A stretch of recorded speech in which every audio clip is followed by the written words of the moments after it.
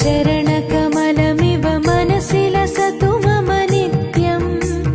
गरुडगमन तव चरणकमलमिव मनसि लसतु मम नित्यम्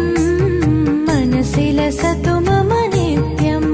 मम तापमपा गुरुदेवा मम पापमपा गुरुदेवा मम तापमपा गुरुदेवा मम पापमपा गुरुदेवा हरि हरि नारायणम् अखिललोकनायकम् आद्यन्तरहितम् आदिनारायणम्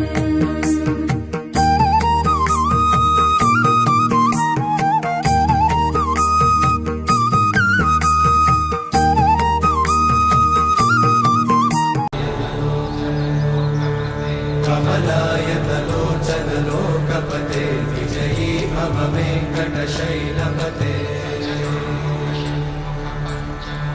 सचतुर्मुख षण्मुख पञ्चमुख प्रमुखाखिल दैवतमौलिमणे शरणागत वत्सल सारनिधे परिपालय मां वृषशैलपते अतिवेलतया तव दुर्विषहैरनुवेलकृतैरपराधशतैः हरितं त्वरितं वृषशैलपते वरया कृपया परिपाहि हरे अधिवेङ्कटशैलमुदारमते जनताभिमताधिकदानरता परदेवतया गदितान्निगमै कमलादयितान्न परं कलये कलवेणुरमावशगोपवधूषणकोटिवृतात् स्मरकोटिसमा प्रतिवल्लविकाभिमतात् सुखदात् वसुदेवसुतान्न परं कलये अभिराम गुणाकरदाशरथे जगदेकधनुर्धरधीरमते रघुनायक राम रमेश विभो वरदो भवदेव दयाचलते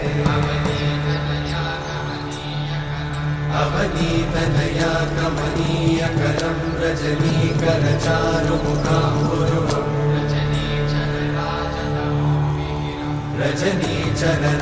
रजनीचरराजतमोमिहिरं महनीयमहं रघुराममये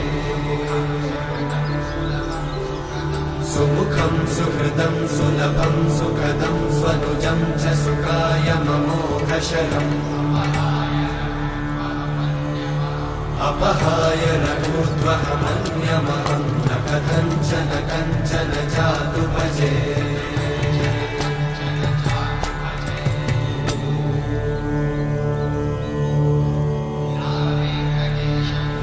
वेङ्कटेशं ननाथो ननाथः सदा वेङ्कटेशं स्मरामि स्मरामि हरे वेङ्कटेशं प्रसीद प्रसीद प्रियं वेङ्कटेशं प्रयच्छ प्रयच्छ विना वेङ्कटेशं ननाथो ननाथः सदा वेङ्कटेशं